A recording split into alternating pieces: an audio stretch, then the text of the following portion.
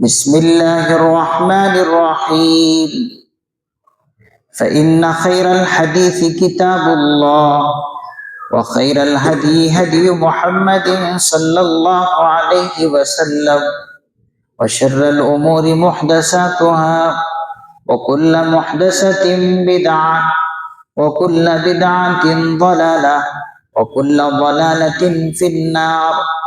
عن فضالة بن عبيد رضي الله عنهما قال سمعت رسول الله صلى الله عليه وسلم يقول المجاهد من جاهد نفسه. رواه الترمذي شریف. حضرت فضالہ بن عبید رضی اللہ عنہ سے روایت ہے کہ میں نے رسول اللہ صلی اللہ علیہ وسلم سے سنا، آپ علیہ السلام ارشاد فرماتے تھے کہ مجاہد وہ ہے جو اپنے نفس کے خلاف جہاد کرے. عن ابی ہریرہ رضی اللہ عنہ قال قال رسول اللہ صلی اللہ علیہ وسلم ما تعدون الشہید فیکم قالوا یا رسول اللہ من قتل فی سبیل اللہ فہو شہید قال ان شہداء امتی اذن لقلیل من قتل فی سبیل اللہ فہو شہید ومن مات فی سبیل اللہ فہو شہید ومن مات فی الطاعون فہو شہید ومن مات فی البطن فہو شہید. رواہ مسلم شریف. حضرت ابو ہریرہ رضی اللہ عنہ سے روایت ہے کہ رسول اللہ صلی اللہ علیہ وسلم نے ایک روز صحابہ کرام رضی اللہ عنہم کو مخاطب کر کے فرمایا کہ تم لوگ اپنے میں کس کو شہید شمار کرتے ہو؟ انہوں نے عرض کیا کہ حضرت ہمارے نزدیک تو جو بندہ راہ خدا میں قتل کیا گیا وہی شہید ہے. آپ علیہ السلام نے فرمایا اس صورت میں تو میری امت کے شہداء تھوڑے ہی ہوں گے. سنو، جو بندہ راہ خدا میں شہید کیا گیا وہ شہید ہے، اور جس بندے کا انتقال راہ خدا میں ہوا یعنی جہاد کے سفر میں جس کو موت آ گئی وہ بھی شہید ہے، اور جس بندے کا طاعون میں انتقال ہوا وہ بھی شہید ہے، اور جس بندے کا پیٹ کے مرض میں مبتلا ہو کر انتقال ہوا وہ بھی شہید ہے. یہ دو حدیثیں باب الجہاد سے تلاوت کی گئی ہے. گزشتہ درس حدیث میں جہاد کے تعلق سے کچھ باتیں آ گئی تھی، جہاد کی اصطلاحی تعریف اور لغوی تعریف بھی آئی تھی. آج جن دو حدیثوں کی تلاوت ہوئی ہے، پڑھی گئی ہے، ان دو حدیثوں میں بتایا گیا کہ کیا شہید اسی شخص کو کہیں گے جو راہ خدا میں یعنی میدان جہاد میں دشمنوں سے مقابلہ کرتے ہوئے شہید ہو جائے، کیا وہی شہید کہلائیں گے یا اس کے علاوہ اور بھی شہداء کہلائیں گے؟ اور بھی شہداء ہیں تو ان کا یہاں پر ذکر ہے. پہلی بات تو آپ یہ سمجھ لیں کہ جہاد حضور علیہ الصلوۃ والسلام نے دشمنوں اور کافروں مشرکوں سے نہ صرف یہ کہ جہاد بھی سیف اور جنگ و قتال کی اجازت نہیں دی تھی بلکہ اس کی ممانعت بھی تھی. پہلے مکہ معظمہ میں تقریباً 13 سال تک حضور علیہ الصلوۃ والسلام رہے. حضور صحابہ کو روکتے رہے. قرآن کریم کی آیت ہے کفوا ایدیکم، یعنی اپنے ہاتھوں کو روکے رہو، روکے رکھو. اور حضور نے مکے میں صحابہ کو تلوار اٹھانے کی اجازت نہیں دی.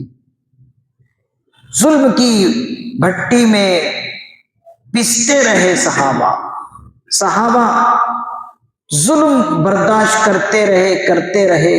یہ دشمنان اسلام خوب پریشان کی.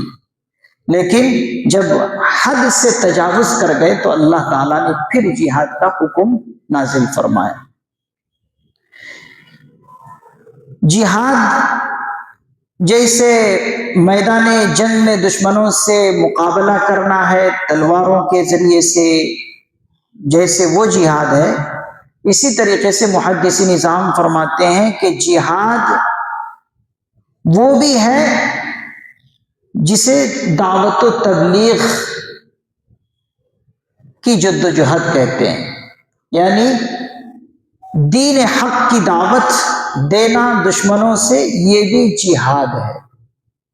اور اسی طریقے سے اپنے نفس سے مجاہدہ کرنا، اپنے نفس کو خواہشات نفس سے روکنا، یہ بھی جہاد ہے۔ بلکہ بعض حدیثوں میں اس کو جہاد اکبر بھی کہا ہے، اپنے نفس سے لڑنا۔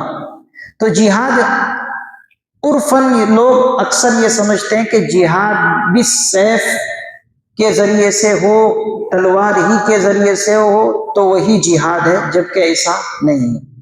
جہاد کا مفہوم بہت اہم ہے اور بہت کثیر ہے، اور بہت وسیع مفہوم بھی جہاد کا مضمون رکھتا ہے، جیسے کہ دعوت و تبلیغ کی جد و جہد کرنا، اپنی رضا اللہ کی پانے کے لیے، اللہ کی رضا اور خوشنودی حاصل کرنے کے لیے مجاہدہ کرنا، محنتیں کرنا، مشقتیں جھیلنا، اپنے آپ کو قربان کرنا، جان کی قربانی، مال کی قربانی، وقت کی قربانی، اسی طریقے سے عیش و آرام کی قربانی، اللہ تعالیٰ کی عطا کی ہوئی صلاحیتوں کا استعمال، یہ سب کے سب کیا ہے؟ جہاد فی سبیل اللہ۔ اپنے اندر کیا صلاحیتیں، ان صلاحیتوں کو استعمال کرنا دین کی خاطر، یہ سب کے سب کیا ہے؟ جہاد میں شامل ہے۔ جیسے کہ فرمایا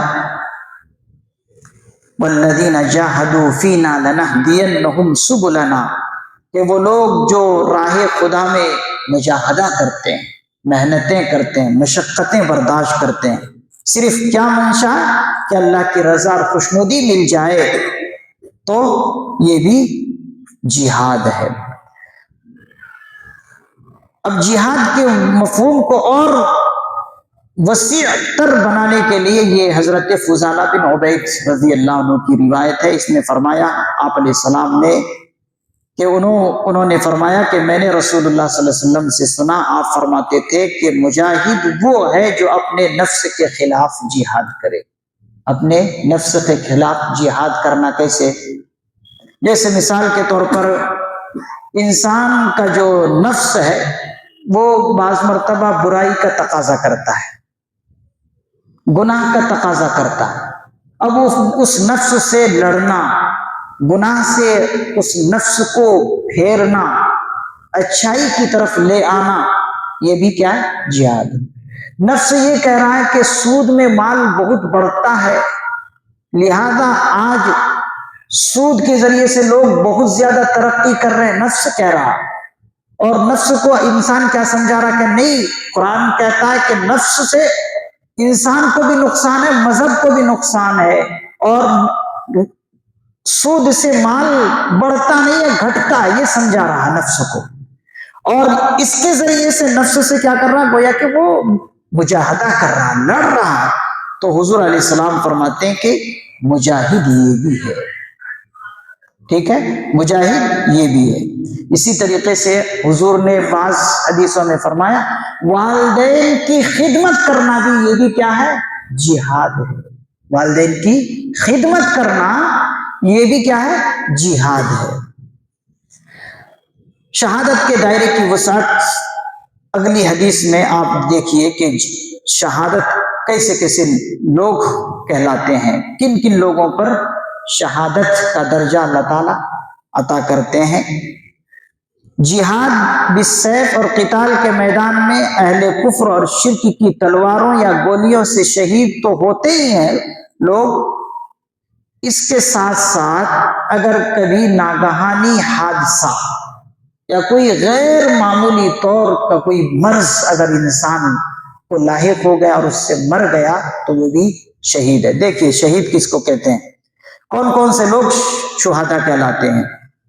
حضرت ابو ہریرہ رضی اللہ عنہ سے روایت ہے کہ رسول اللہ صلی اللہ علیہ وسلم نے فرمایا، ایک مرتبہ صحابہ سے مخاطب ہو کر حضور نے فرمایا کہ بتاؤ تم لوگ شہید کسے کسے سمجھتے؟ تو صحابہ نے عام طور پر جو سمجھتے تھے کہ فلاں کو شہید ہم کہتے ہیں کہ جو راہ خدا میں قتل کیا جاتا وہ شہید کہلاتا ہے۔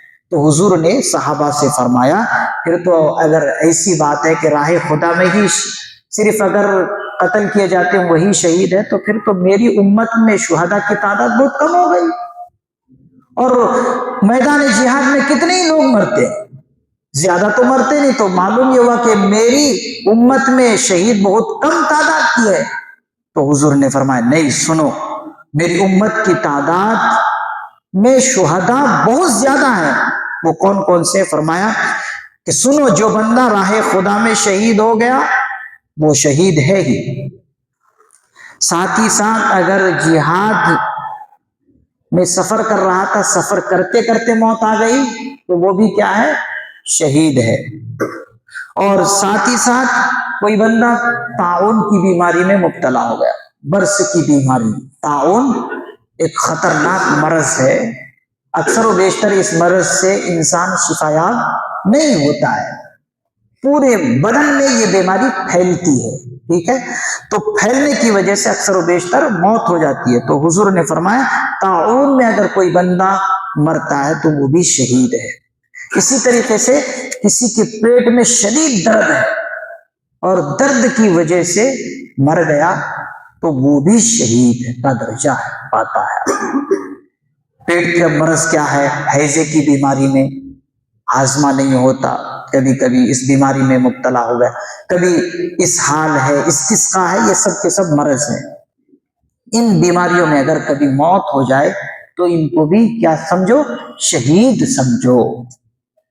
کتنے بڑے اللہ تعالیٰ رحیم ہے کہ دیکھیے اس مضمون کو واضح کر دیا اور پھیلا دیا، اور لیکن اس کو سمجھنے کے لیے یہ ہے کہ ایک ہے شہید حقیقی اور ایک ہے شہید حکمی۔ شہید حقیقی تو وہی ہے کہ جو راہ خدا میں قتل کیا گیا، دشمنوں سے لڑ رہا تھا، قتل کر دیا گیا، تو وہ شہید حقیقی ہے، ان کے ساتھ شریعت کے کچھ خاص احکام ہیں۔ کیا ہے؟ جو راہ خدا میں شہید کر دیا گیا، دشمنوں سے لڑتے لڑتے وہ شہید ہو گیا، ان کے ساتھ خاص حکم کیا ہے؟ ان کو غسل نہیں دیا جاتا، ٹھیک، ان کو غسل نہیں دیا جاتا، اور ان کو انہی کپڑوں میں دفن کیا جاتا، خون میں لت پت ہے، کپڑے بھی بدلے نہیں جائیں گے، غسل بھی نہیں دیے جائیں گے، کپڑے بھی بدلے نہیں جائیں گے، بس انہی کپڑوں میں ان کو دفن کیا جائے گا۔ تو یہ ہے شہید حقیقی، یہ شہید حقیقی کے ساتھ شریعت کا خاص حکم یہ ہے۔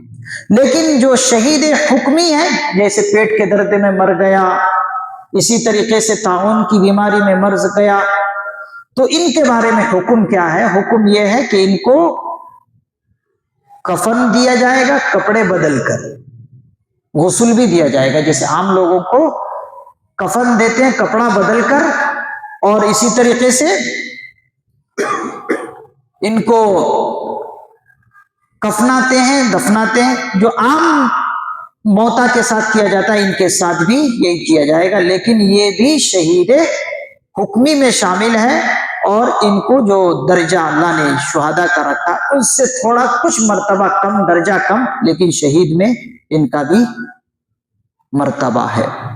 اسی طریقے سے ایک اور حدیث ہے کہ پیٹ کی بیماری میں مرنے والا، اور ایک دوسری حدیث ہے حضرت ابو ہریرہ رضی اللہ عنہ کی کہ ڈوب کر مرنے والے کو بھی شہید میں شامل کیا۔